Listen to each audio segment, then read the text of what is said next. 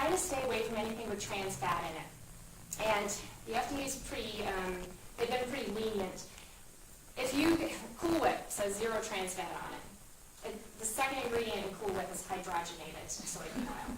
So hydrogenated means trans fat. So anything 2 grams or less, the FDA doesn't have to, they won't make the manufacturer's label. They can still say trans fat free or fat, you know. So keep that in mind. MSG. MSG is in salad dressings. It's hidden in salad dressings. I was so bummed when I found that out. So make sure you really read your ingredients. It triples your insulin response. So now you've got 3 times your insulin rise just from taking in any product with MSG. And it's a bummer because, you know, I like salad dressings because they have some good fats in them. You know, it's an oil, or it could be straight dairy as long as it's pretty pure. I mean, you want to make sure that your ingredients are pretty pure. So I like salad dressings for that fact, because you want to make sure you're getting fats and protein with every meal. And that's really key. Do they have to put it on the bottle, on a salad dressing, MSG? Do you have to label that? No, and you know what, they will say, be careful too, because sometimes, yeah, they'll say monosodium glutamate, but there's actually another one too, it's called, do you know Red Hot Blues? Do you know those blue corn chips? The Red Hot Blues, I love those. Do you want me to tell you? No. There's a yeast in there that is similar to MSG. It's basically the natural products justification for saying we're not putting MSG in our product, but it's creating the same type of physical response. I just learned that one. It's Talua yeast or something like that. Look, you'll see it on the packaging. Is there something like addictive in MSG too? It's extremely addictive. Yeah, that's the thing. So that's the insulin surge, right? So you kind of feel that high, and you just want to keep eating more. So that's the thought process before it. But you know, it's been linked with seizures, it's been linked with migraines. Anybody who has migraines usually knows to stay away from MSG. Yeah, it's just a strong, it's a real strong link with that. It's Chinese restaurant syndrome. You can ask them not to add it also to the lunch places. Okay, good. Oh, that's good. I didn't realize it was an additive necessarily that they could control it. Right. Yeah. Saccharin, all those, all those things were definitely around. So, okay, so I touched on the food there, and let's see here. Thank you. Yes. So balanced meal is really key, and then fiber. I don't know why I skipped that one. That will come out of your vegetables, though. If you're eating 7 to 9 servings of vegetables throughout the day, you're getting fiber. And that actually really helps with the digestive process, and it cuts down your estrogen as well. So 10 years prior to women entering menopause, their progesterone levels drop. And they drop because the eggs are drying out and the body doesn't need to procreate necessarily.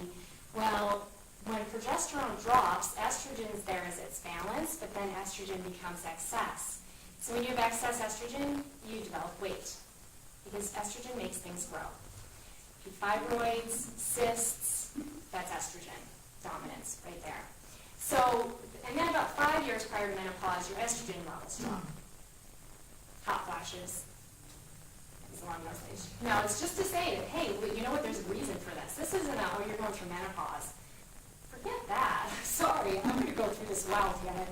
You know, so you can definitely look at those hormone levels and what you can do to kind of support those, especially if you're starting to feel that you're becoming symptomatic. But there's a lot you can do nutritionally to really control your environment and control your body's response to its environment.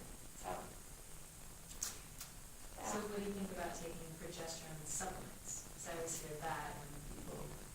As long as you know your levels. I think that's really key. But there's a lot you can do to help with cortisol, right? You've got to address cortisol first. Cortisol is like the daddy. That's your adrenals. Because the cortisol dictates what the thyroid does. Thyroid dictates what the hormones do. You see how that goes? So there's a pecking order. So you've got to address the adrenals first. And once you address the adrenals, then it may regulate itself as well. And there's a lot, I mean, just like you were saying, Laura, you know, just lifestyle choices, dietaries, breathing exercises, that can actually bring your cortisol levels down, which will also allow your progesterone to be the level that it needs to be at. Now, of course, there's extenuating circumstances, I've tried everything, it's not working within my control, so then you can look elsewhere. But I would never encourage anyone to take a hormone without knowing their hormone levels. And that goes for vitamin D3 too. I know, I just like people to know their levels more than anything. So, but yes, you can take it. You can, it's an option. You know what I mean? It's a good support if needed. Can you OD on vitamin D? Yes, I heard you can. You know what, though, there was a study done, which I found fascinating. Apparently, the body at 10,000 IUs shuts down in absorbing sun. Isn't that fascinating? So it actually just automatically says, that's enough. I'm not going to, I'm not going to absorb too much more. So, of course, you would never want to take 10,000 IUs of vitamin D3. Typically, it's 2,000, but it depends on how low you are as well. It could be anywhere from 2,000 to 4,000. So, yes, sure. I think the body, especially when we're putting something false into it, I mean, we're not getting D from the sun and instead we're taking drops. I think, yes, the body could definitely go into, it would take a lot to really put it over. But, I think. Any questions? How do you feel about the, like the almond flour mixes, like Pamela's? Because it has a lot of the rice flour and the tapioca. Do you avoid those kinds of things? No, I will tell you. Well, generally, yes. And I do bake a lot with almond flour. I make a great banana bread with almond flour that has no sugar in it, it's just bananas and one egg. It's really minimal ingredients, straight almond flour.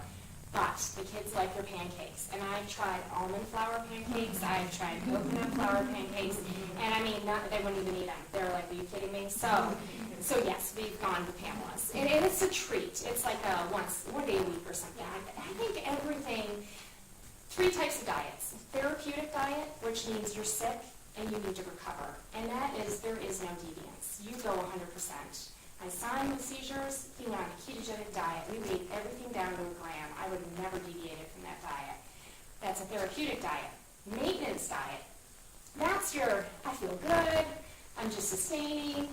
You do 80-20, if I do 80% of it right, and that doesn't mean 3 meals and the 4th meal, right? It just means generally, you aim for 80% and then 20%, you may deviate. You go out, have some french fries or some potato chips or, I'm not perfect by any means, and I don't aim for perfection with where I'm at. If I was in a really sick state, I would aim for perfection.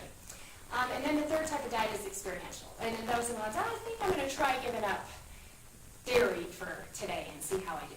And then you're just trying things out, kind of thing. So I kind of see it as 3 different types of diets. So I'd say now my family and I are more in the maintenance diet. So we do deviate. And it's okay, I tell my clients, I want you to be successful. Like, this isn't about, okay, you're going to do this, this, and this, and this, and there you go, good luck. This is about you give it your best shot. And I heard a great analogy. If you got hungry and you ate at the side of the road, then that's okay. Just allow yourself, treat yourself like a GPS system. Just reroute, do a U-turn, be like, okay, the next meal is going to be a little, it's going to be a little bit better. You're going to be more oriented towards something really well. So I think that's really key. And forgive yourself. There's no guilt here. I mean, if you're going to go out and eat something that you know your body doesn't respond real well to, but you really want it, enjoy every bite of it. That's what I would say. Because it is. Mind is really powerful about how you perceive the food that's coming in. And I agree with that. So that doesn't mean every meal, I'm going to eat it again. My bacon double cheeseburger, I've got day 5 in a row, or something like that. So that's really key. But breathing exercises, I'm glad you brought that up. Meditation is another great one. I have a free, like a 7-minute meditation audio, if anybody would like that. I don't have it on my site, and I should put it on my site. But I'd be happy to email that to you if you're interested. It's free. So you can just listen to it and see if you like that. But I find that my shoulders drop quite a bit just from listening to her. And then I have another one for you, too. I didn't want to really get to it until we wrapped it up. But are you ready for it? Should I give it to you now? Okay, so I told you about sugar, I know, but we're talking about meditation. And so I just heard about this one, which I love, and it's from a doctor, and it's called the chocolate meditation. And yes, you take 85% or greater chocolate, which can be quite bitter. So 85% is usually quite good. There's a bar at Vons, Lindt, the Lindt bar. It's 85%, has no dairy in it. And so if anybody has dairy issues, because I have dairy issues, and it's cocoa powder, cocoa butter. I think the fourth ingredient is demerara sugar. It's very little sugar in it, but suck on it. Take a piece of that chocolate and suck on it, and really just enjoy that piece of chocolate. And that's your first kind of introduction to meditation. I was like, I'm in. So do this. So, those are a couple of options for you. Everybody's perking up chocolate. I heard, yes. It's full of antioxidants, actually, and it is really good for you if eaten, in that, with that quality, those quality of nutrients. So, not a lot of sugar. I have a question. Yeah. So, if you've taken a food sensitivity test,